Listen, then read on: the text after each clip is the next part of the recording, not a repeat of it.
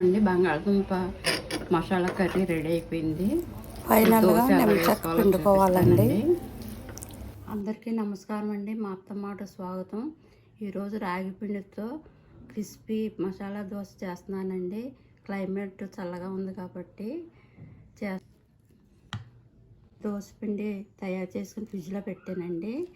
ఇందులో 1 గ్లాసు మినపప్పు, 2 గ్లాసుల బియ్యం, కొంచెం పచ్చిశనగపప్పు, కొంచెం సగ్గుబియ్యం, కొంచెం అటుకులు వేసి, కొంచెం మెంతులు కూడా వేసి ఇందులో రాగిపిండి కలుపుకోవాలి. ఎలా కలిపి చూపిస్తాను రండి. ఇదిగోండి వేరే గిన్నెలోకి కొంచెం దోసపిండి తీసుకుని అందులో 1 అర గ్లాసు రాగిపిండి వేసుకోవాలండి.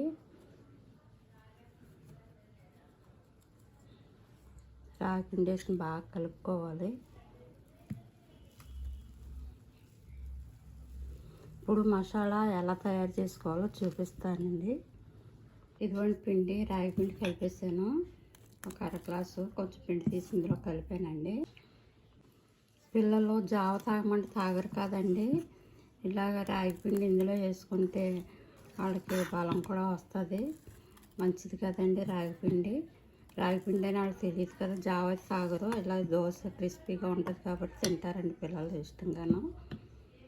ముందుగా మసాలా ప్రిపేర్ చేస్తున్నానండి. కొంచెం ఆయిల్ వేసుకోవాలి.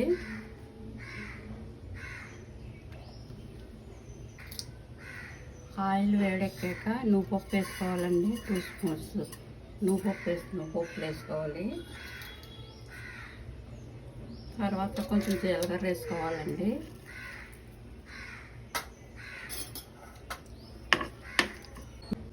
నువ్వుపప్పు వేగింది. తర్వాత ఒక 10 నిమిషాల ముందు ఎండుమిరపకాయలు 3 నానబెట్టుకోవాలండి. అవి కూడా ఇందులో వేసి ఫ్రై చేసుకోవాలి. తర్వాత కొంచెం కరివేపాకు వేసుకోవాలి. తర్వాత ఒక ఉల్లిపాయ వేసుకోవాలండి. ఇది కూడా దోరగా వేయించుకోవాలి.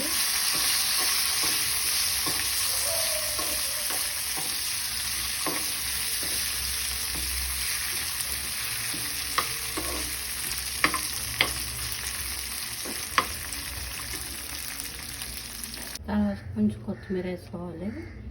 అన్నీ దోరగా వేగినాయండి. ఇది గ్రైండ్ చేసి వేగిందండి. కొంచెం సాల్ట్ వేసుకోవాలి. ముందు దోశల పిండి వేసాం కాబట్టి ఎంతో కదండి కొంచెం వేసుకోవాలి. 4 ఎల్లుల్లి రబ్బలు వేసుకోవాలండి. మెత్తగా కొంచెం వాటర్ వేసి గ్రైండ్ చేసుకోవాలి. ఇందులో 1 ఇంచు చింతపండు కూడా వేసుకోవాలండి, కొంచెం అండి. ముందుగా శనగపప్పు వేసుకోవాలండి కొంచెం. ఇది కూడా మసాలా రెడీ అయిపోయింది. మెత్తగా గ్రైండ్ చేసుకున్నాను. ఇది పక్కన పెట్టుకోవాలి. బంగాళదుంప పొడగొట్టి ఇలా స్మాష్ చేసుకోవాలండి. తర్వాత కొంచెం పసుపు వేసుకోవాలి. కొంచెం సాల్ట్ వేసుకోవాలండి. సాల్ట్ వేసుకుని బాగా కలుపుకొని పక్కన పెట్టుకోవాలి. బంగాళదుంప మసాలా కర్రీ తయారు చేస్తున్నానండి. ముందుగా ఆయిల్ వేసుకోవాలి.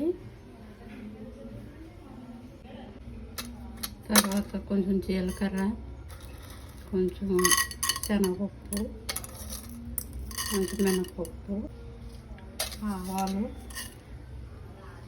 ఎండుమిర్చి వేసుకుని దోరగా ఫ్రై చేసుకోవాలండి. కరివేపాకు వేగిందండి. 1 ఇంచు అల్లం ముక్క, పచ్చిమిర్చి, ఇందులో కూడా ఉల్లిపాయలు కూడా వేసుకోవాలి. అవి వేగినాయండి.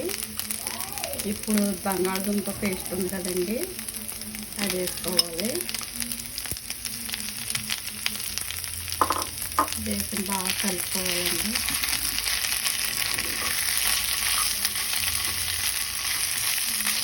ప్రాణం వేడెక్కిందండి. దోశ వేస్తున్నాను ఇప్పుడు.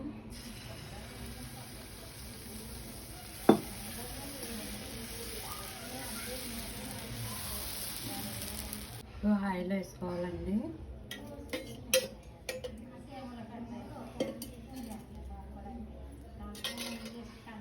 తర్వాత మనం తయారు చేసుకున్న మసాలా ఉంది కదండి, రెడ్ మసాలా, అది 2 స్పూన్లు వేసుకోవాలండి.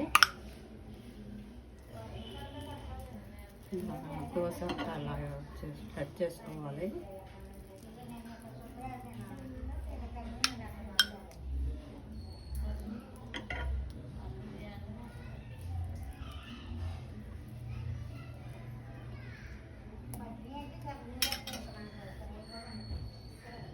ఇప్పుడు ఉల్లిపాయ ముక్కలు వేసుకోవాలండి.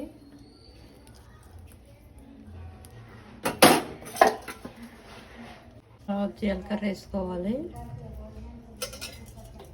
తర్వాత మళ్ళీ కొంచెం ఆయిల్ వేసుకోవాలండి. కొంచెం ఆయిల్ వేసుకోవాలి.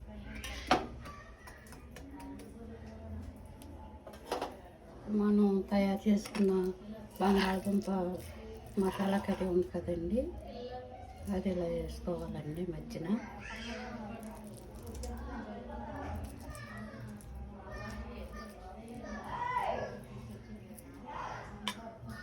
పైన కొంచెం కొత్తిమీర వేసుకోవాలండి. ఇలాగా సన్నగా తరుక్కుని కొంచెం కొత్తిమీర వేసుకోవాలి. ఇదిగోండి దోశ రెడీ అయిపోయింది. ఇప్పుడు ఇలా ఫోల్డ్ చేసుకోవాలి.